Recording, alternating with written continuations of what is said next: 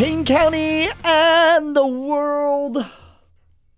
Welcome to another installment of the greatest priest radio show in Payne County, America. I'm here in the station at Pete FM with Father Brian O'Brien. That's not Father Brian O'Brien. I'm Father Kerry, the pastor of St. John Catholic Student Center, staring out onto the campus of Oklahoma State University on the corner of Miller and Knobloch. Keep us in your prayers, please, because we're moving forward on the demolition of our building June 1, and then we're building a new church and student center. So keep us in your prayers. Father Brian O'Brien is not here today, as you can tell from the giggling. That was not Jay just queuing up a laugh track. That was actually the Kayla's laughter. Hey, you two. Hello. Father. So this couple, I'll introduce them in a second. They're just known around the St. John Catholic Student Center as Kayla because the name sort of, is that right? Kayla? Isn't that what people call it? Yes. Yes? Would you agree with that, Kayla, too? Yeah, they fit together. They fit together. They fit together so well. So today on this podcast and radio show, we're gonna talk about something. We're gonna talk about dating in college. How to find your soulmate, how to find your spouse, how to find your future other, of which there was none for me. None for me. Father, what? This was the high school students that Bishop Kelly would say. Well, what about your soulmate? What if you missed out on your soulmate? I was like, well, she is looking for me, and I ghosted her. Yeah, so we wanted to, it's spring is in the air, and people are getting hitched, and there's like, I don't know how many couples do you know that are getting married this year? I think we're going to at least 5 weddings. At least 5 weddings? If not more. This summer, yeah. Of Catholic people or just non-Catholic people? People in general. Just general people? General people. Uh-huh. Yeah. Mm-hmm. All over the country or just in the greatest town in Oklahoma, which is Stillwater? Some in Texas. Ooh, boo! Texas, horns down! But my sister is in October, which is in Monterey, California. Oh, come on, really? You can't throw that one out. We're going to Monterey for a wedding. One of the places I lived. One of the places you've lived. Along with Spain and We'll get to that in a second. Okay. So you all, I want the good people of God to hear how old you are. How old are you, Kayla? I'm 22. 22. Clay Furley, how old are you? 24. 24, older man. So you tell me he was a high school senior and you were a sophomore, or you were a junior in high school and he was a freshman in college when he swooped in to steal your heart. Which one was it? Neither. What? As cute as that would be. As cute and as creepy as that would be. Okay, tell the good people of God, how you're 22 and 24 years old. Clay, where'd y'all meet?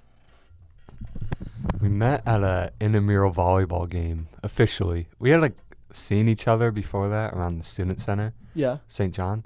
And but we officially met when my good friends Adam and Matt roped me into going to a sand volleyball game at the end of the summer. Oh. And then Kayla happened to be there to watch. To watch? Did you? Whoa! Was she there to watch you spike on people? Because since you're 6'3", she was like, I just want to see him smash people in the face with a volleyball. I was not there for him. I was there for his friend Matt. Oh, twirling your hair as you said that. Yeah. Well, Matt dodged a bullet. Yeah, I had a crush on him at the time. Are you just finding this out right now on the radio? No, I knew.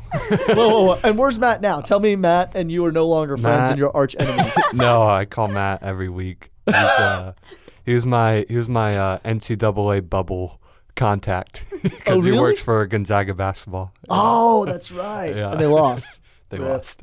They made it to the end, and then they got crushed. They got crushed. You're right. Yeah. Okay, so y'all met at this volleyball game, intramural college volleyball game. No professionals there, no NCAA violations, and so then what do you do then? Did you immediately see him there and he was he was tall and lanky and had a muscle shirt on. You're like, that guy has a great collarbone. And the skinny arms and bones, just ribs just sticking out. You saw that and you were like, can't stop the feeling. Okay, so. No, I mean, we truly were just friends first. Just got to know each other through St. John's and began to develop a friendship just through mutual friends. So is that the beginnings of usually of marriage or dating is to become friends with someone and just like hang out and get to know them, or like get to know them by just stalking them on social media? Which one is a preferable one, Clay? The first one, although they don't have to be friends in a friend group first. Like, you could like ask someone out you barely know, I think. It happened with us. We were friends, but like I only asked her out or began to show interest in her and like pursue her when I did start to see her as, someone I liked. But how do you know that she you're like, I'm gonna pursue this girl?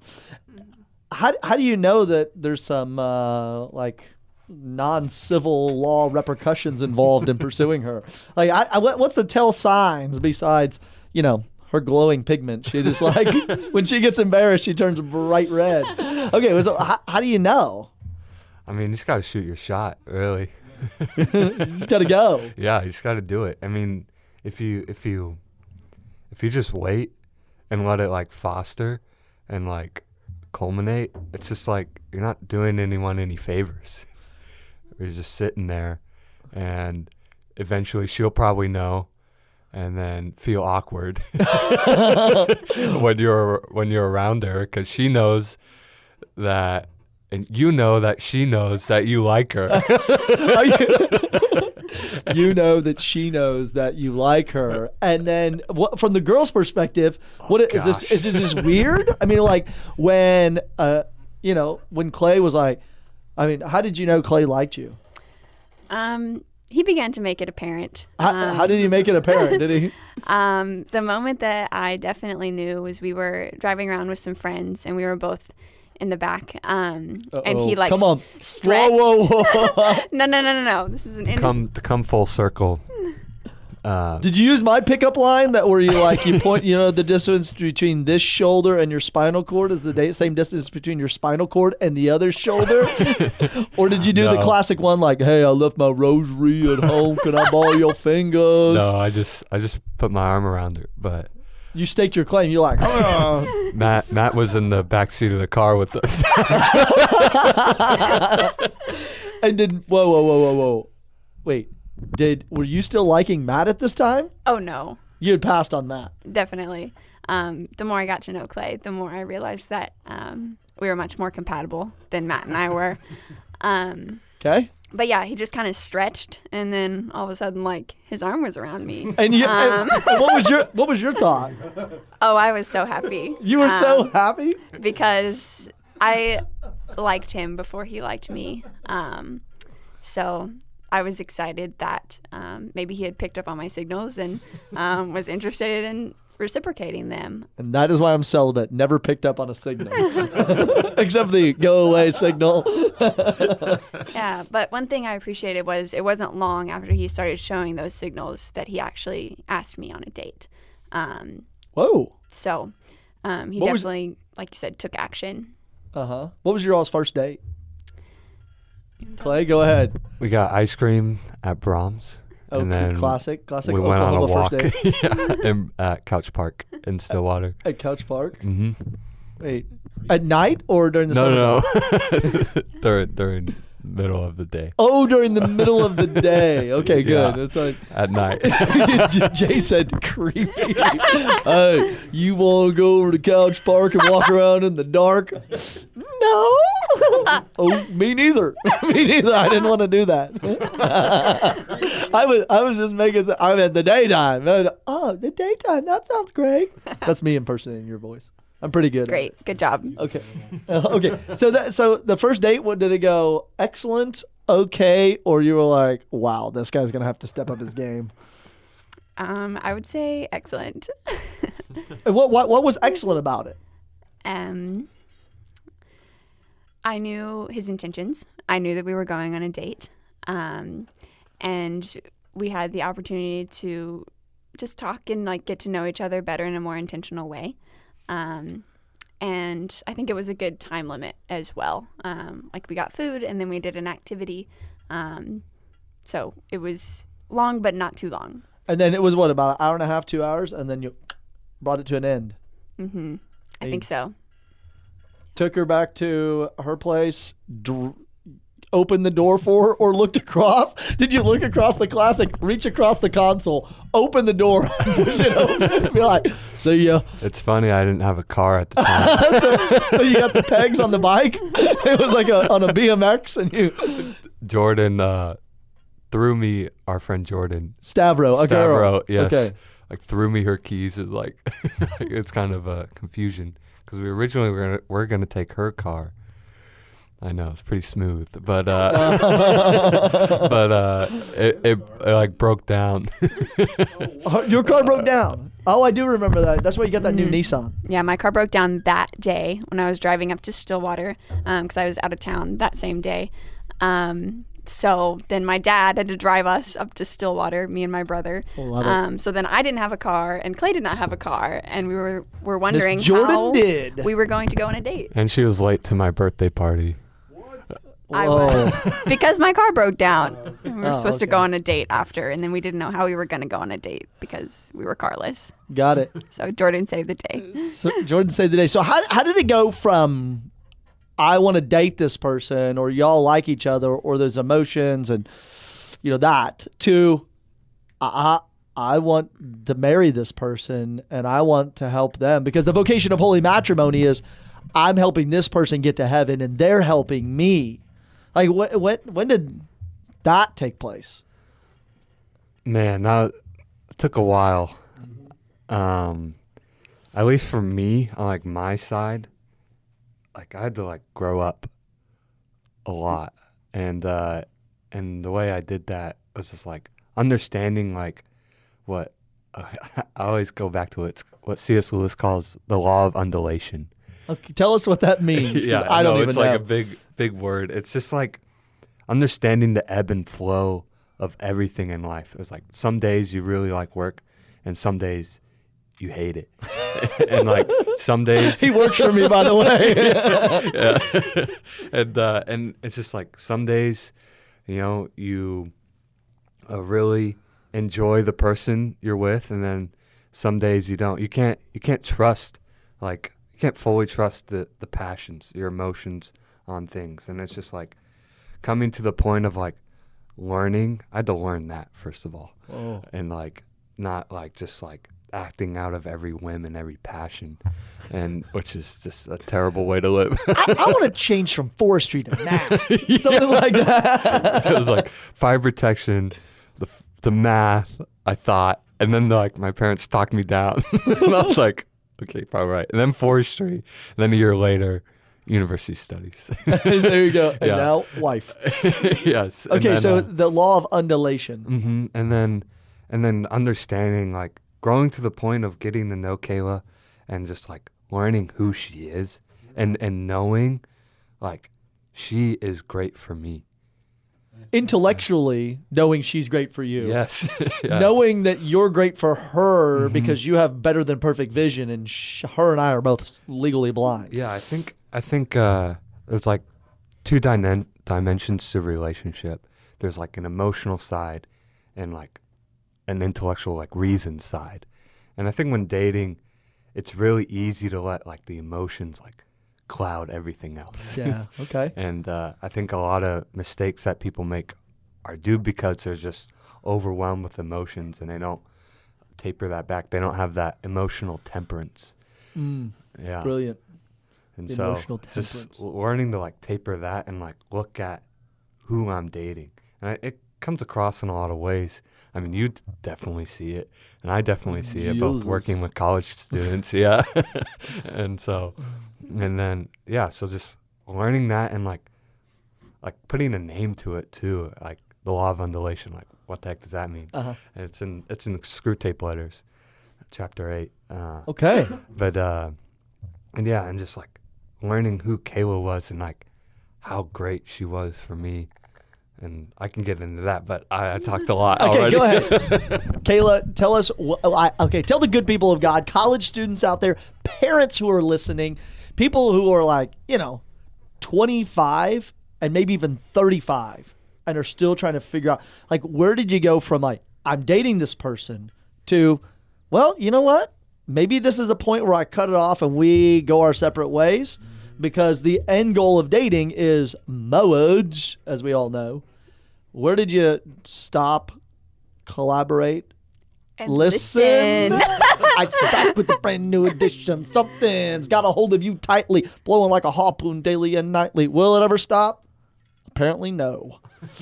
Okay, so where did that switch take place? Yeah, so for me, it was interesting. As we were dating, I really wanted to receive from God a certainty that Clay was the one. That he was my soulmate. And I had this idea that God was going to reveal that to me in prayer. And that didn't happen, because in reality, That didn't happen? God can do that for some people, but I don't think he does that for most people, in my experience and people who I've talked to. And that bothered me for a long time, and that made me wonder if we were going to get married, or we were supposed to get married, if I hadn't received that like certainty in prayer. But I realized that, God doesn't just work through speaking to us in silent prayer. He works through actions. And so I had been getting to know this person and getting to know, again, who he was and who I was around him, what traits he brought out in me. And it was through like seeing those things and like living through a relationship, also while cultivating a life of prayer, that I realized that was my answer, not a lightning bolt in prayer, but not a lightning bolt. Yeah, but the lived experience of our relationship that led me toward this is the man I can see being the father of my children, and yeah, he's the man for the job. So, wow. So that's where that sort of turn took place. Yeah. Whoa. So I would say, don't look for that in prayer, because I don't think that's how God speaks to most of us. He can speak through anyway. Of course, he's God, but that was my experience. Whoa. Okay. Good. This is because I think that's a difficulty with a lot of people right now, because they're meeting people on dating apps, or they're trying to find that person that they want to be married to, but they're sort of like caught up in the emotions of dating, or they're like, oh, I'm too old, or I'm too young. There's just this turmoil there.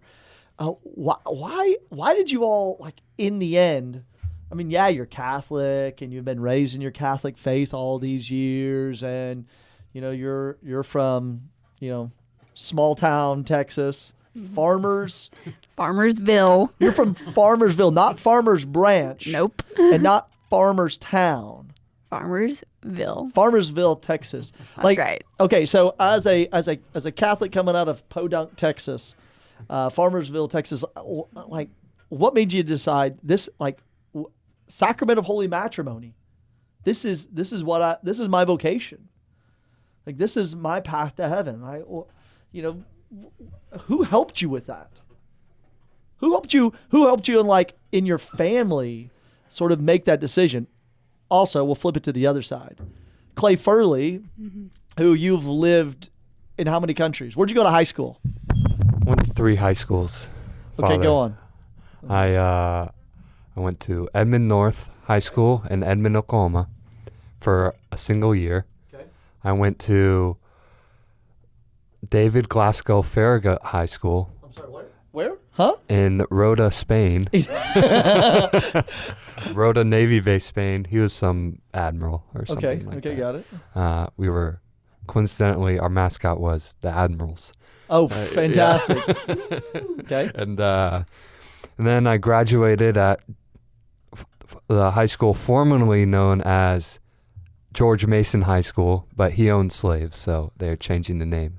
Good. Yeah, and that's where I graduated. I went there for 1 year as well. Where is that? It's in Falls Church, Virginia. Oh, Northern Virginia. Yeah, oh, right near D.C. The D.C. Metro parking lot plex. Yeah, it's a lot of traffic there. A lot of traffic. Okay, so now, given all those, because you've lived, how many times you moved in your life? 10. 10 times in your life. Well, growing up, I moved a lot more houses, and we won't get into that. But yeah, 10. How many times have you 10. packed up all your goods, your household goods, and shipped them someplace? Oh, man, I haven't counted that. 15? Yeah, 20? probably. 15 or 20? By myself, probably close to 20. Because being in college, I moved every year. Yeah, okay. So, but then all those times beforehand. yeah. So you didn't see you saw your dad or your mom more because your dad is Air Force? My dad still got deployed. He had work trips. And, I mean, when I lived in Oklahoma the first time in Edmond, we were there for less than a year. My dad was probably gone for 10 of those months. Whoa. Yeah. So. Wow. Okay, so now, given that sort of situation, how did you come to this conclusion that you, like sacrament of holy matrimony was right for you? Like your family dynamics, the movements, the sort of different personalities, the different like kind of growing up. I mean, you were what? You were homeschooled. Yes, I was. Okay, good. You were Public school. But I mean, like, just bounced around everywhere, like kind of that's what a nomad, a gypsy. So, how did you all come to this conclusion that the sacrament of holy matrimony, given all these life experiences, was for you? And that you wanted to do this? Because a lot of people are getting married in barns and fields and underneath bridges. I don't know about underneath bridges, but probably mountaintops. Probably. Yeah. Well, I'm lucky to have the example of my parents of what marriage is and what a strong marriage and family looks like. So growing up, I've never had reservations about entering marriage. I always saw it as a positive covenant of love. And so I knew that was something I wanted to enter into if God called me to it. And I think something that Clay and I have talked about is the trajectory of dating. And as you begin to date and begin to get in a relationship, you're kind of on this upward increase of intimacy. You get to know that person emotionally, intellectually. You get closer physically. And there gets to a point in that trajectory where you can't go further. You can't keep going up unless you take a step towards marriage, or you break up and you get off of that trajectory. So fortunately for us, we felt just moving and increasing, like growing closer in all these different ways. And we got to a point where we knew we couldn't continue to progress unless we took that step towards marriage. And both wanted to do that. So that's why I say, don't put it off. Don't plateau. Continue to grow. Continue to take a step, because you'll know when you're there. And keep moving forward towards your future. Yeah, and like Kayla said, I think we're both very lucky to have parents. Like, I have parents that still love each other. I remember sitting in a room with my roommates and a few friends, and they're all talking. This was late at night, and I was the only one in the room whose parents still loved each other. Whoa. Yeah, and there was 6 other guys. Well, how do you know your parents love each other? Besides that, they're you can tell for sure. You know, they're just each other's best friends, and at least for my parents, and they're just it's too much at times. I'll say that. Edited for public radio and for Catholic radio of Oklahoma, and for those sweet ears that are listening out there. No, but it's great, and it's great to see, my parents that still love each other, because I know not everyone, most I'm like, most people my age don't have that. And yeah, with a big divorce rate, it's what, over 50%? Over 50%. Less than 55, but more than 50. And then on top of that, parents, like one of my friends in the room was like, yeah, I think my parents are just too old to get a divorce. They're still together, so like there's couples that have fallen out of love. And I think we've both had good examples, just growing up of what good marriages look like. And then on top of that, just like what I was saying before, just like looking at what the situation I have in front of me, and looking at trying to be prudent and asking the question, what is the good here? Like, and more times, like most often, like, I mean, every time until, including now, is like the answer is like Kayla. Kayla's the good. And like, she's like the good for me. Yeah. And so that's, answering that multiple times eventually got me here.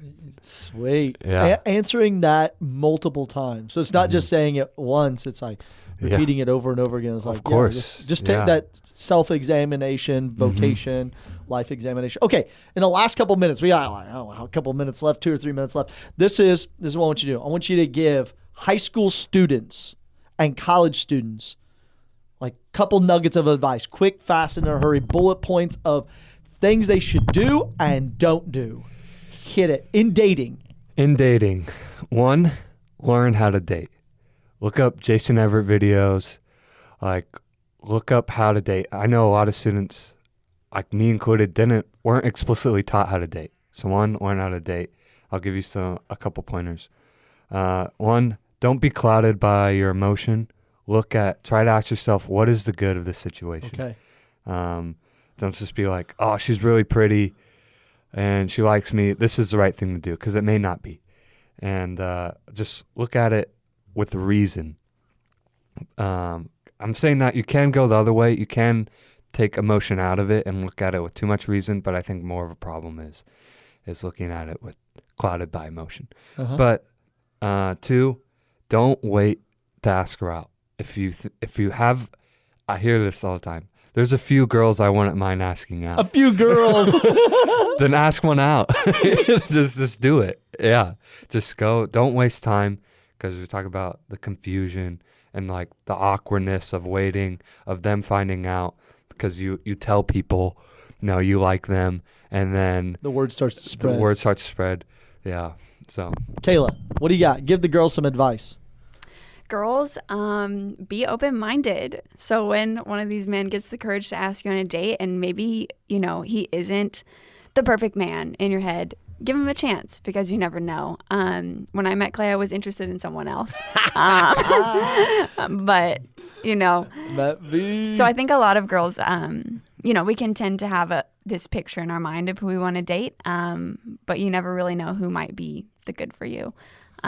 So be open to that. And then one word I have for couples that are in more of an established relationship is that you should take time to go on intentional dates. Don't just hang out. Do fun things together. It doesn't have to be expensive. It just has to be intentional. Someone has to plan it. So that's what allows relationships to truly grow. Fantastic. Be a holy, saintly couple too. Like, strive after the great virtues of chastity. Don't forget your friends either. Oh, don't forget your friends. That's the worst when college students start dating. They don't want to talk to me anymore. They're like, they're lost. So thanks for working for me, Clay. So we get to hang out. Okay. It is the end to, wow, that was quick. My watch stopped working in the middle of the show. It's another great episode of the Pastors of Pain. So tune in every Sunday on Pete FM and have a fantastic, awesome Easter season. Peace.